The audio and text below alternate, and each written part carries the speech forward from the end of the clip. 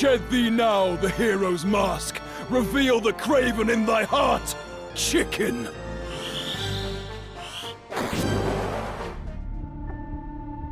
It seems like in some cases, designers just go with, what could go wrong with that?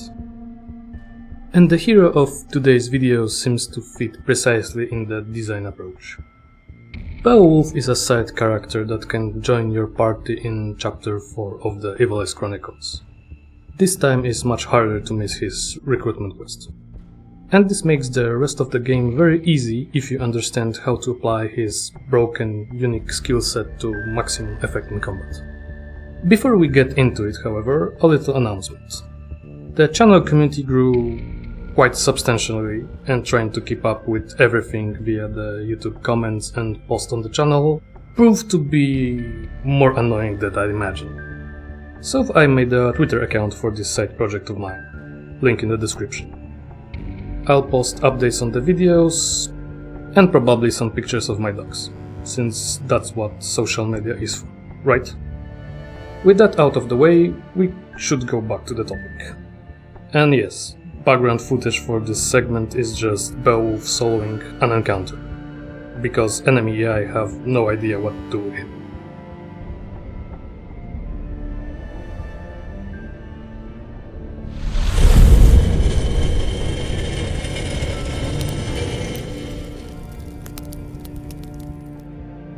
As usual, we should start with unique job of the character. In the case of Beowulf, we gain access to Templar. His unique skill set, Spellblade, ranks at the top spot in my personal list in terms of utility, but more of that later. Time to look at the stats. We get nice above average modifiers for all stats, which makes Templar a solid choice for a combat class. Growth rate for physical attack and magic attack are also above average, so you'll not suffer much while leveling to unlock all of his abilities. He also comes with movement of 4 and class evasion of 14%. But that's secondary to his Spellblade toolkit. Let's start with some general info about those. All of them, with the exception of Vengeance, are magical attacks that can be evaded by the target with a range of 4. Their base success rate is based on the formula on the screen. The constant value here depends on the skill, but it ranges from 180 to 220. And if we have someone with the fate value of 0, this will always fail, regardless of target magical evasion rate. That's how multiplying by 0 works. In the case of Vengeance, things are a little bit different. It has a range of 8 and 100% success rate. The damage is based on missing HP, and that will be hard to use with my setup, but more of that later. Now let's take a look at the rest of the toolkit, since some of the available options are much more useful than others. Going from the top of the list, our first noteworthy skill is Siphon, our built-in way of restoring MP to Beowulf. You will probably not use this in encounters when you just want to win, but if there's different objective, this skill is your friend.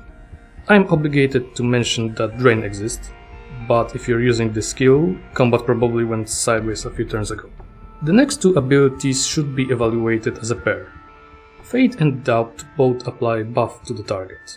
One sets their fate value to 100, the other to 0.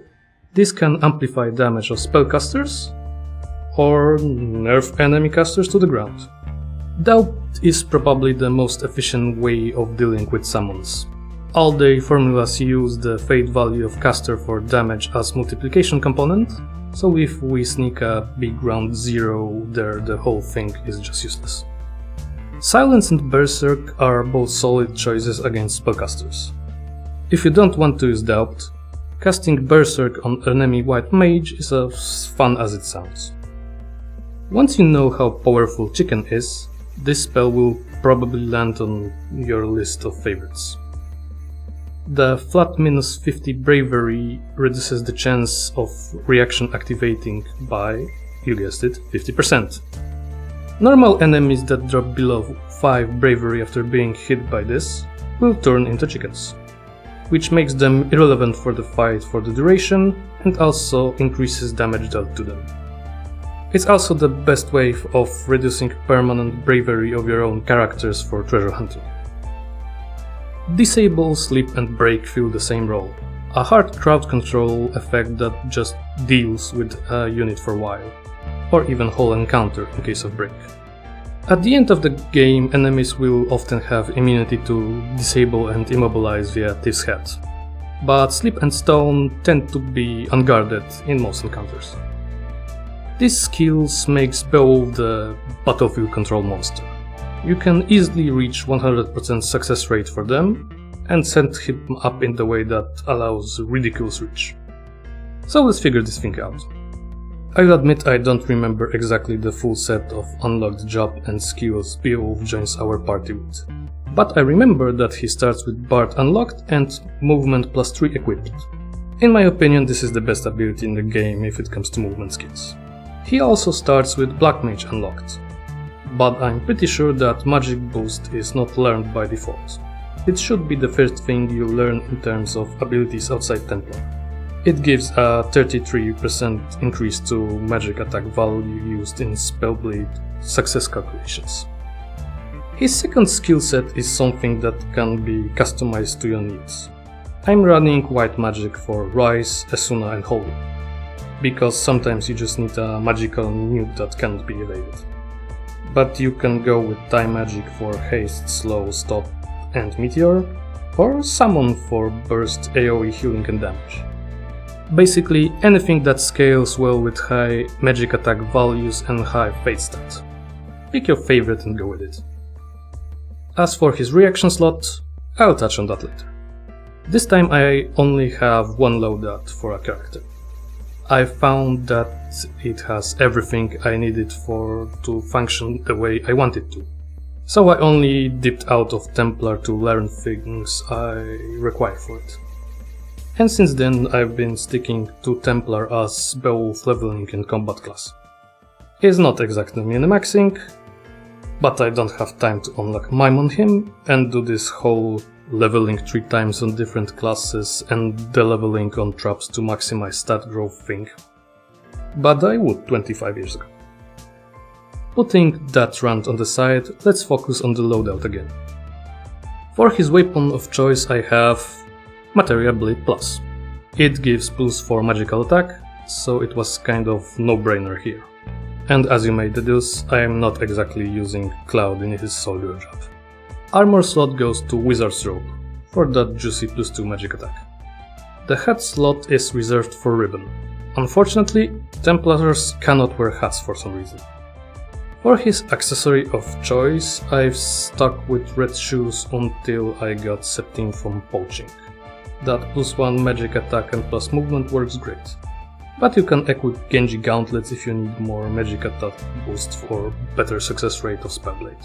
In the end, +1 magic attack and permanent haste is a way to go. And now is the time to reveal the reaction ability and shield choice. We're not running Aegis shield this time. Instead we equip Escutcheon 2 from Nilveska Temple and Reflexes from Ninja as a reaction. I'm sure at least 2 of you are surprised by this. Also, since the comment section under previous video was skeptical, here's a little compilation.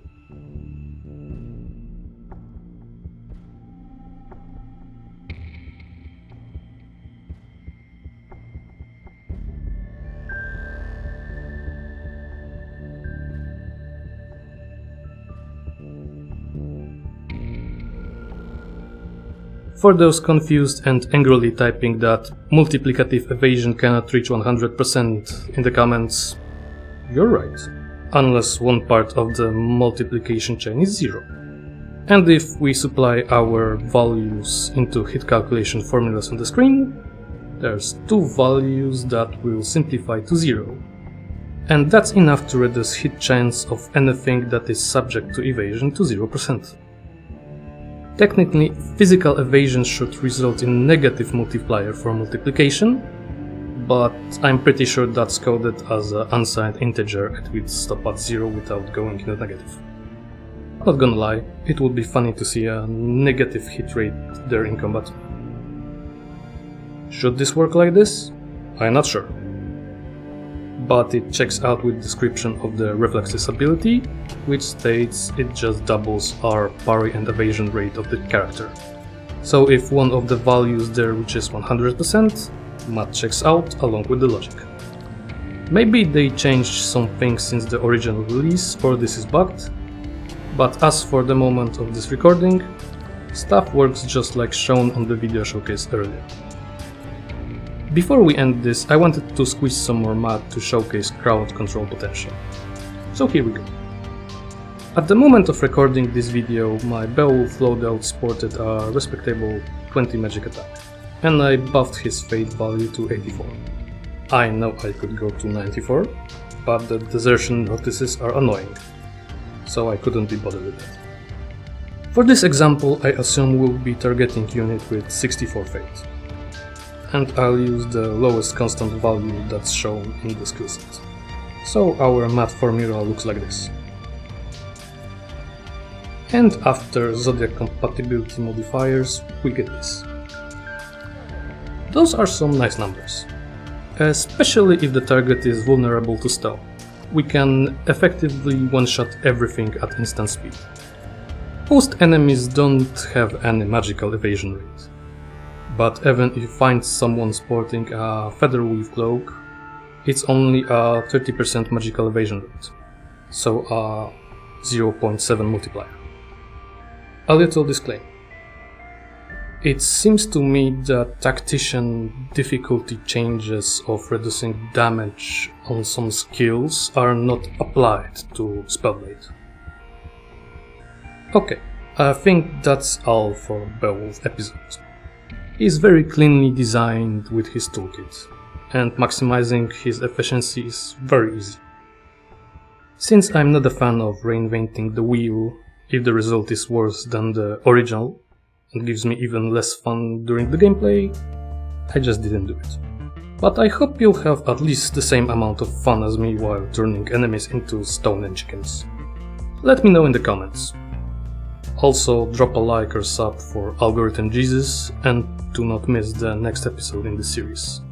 I have at least 3 more things I want to do. See ya in the next one. Chicken!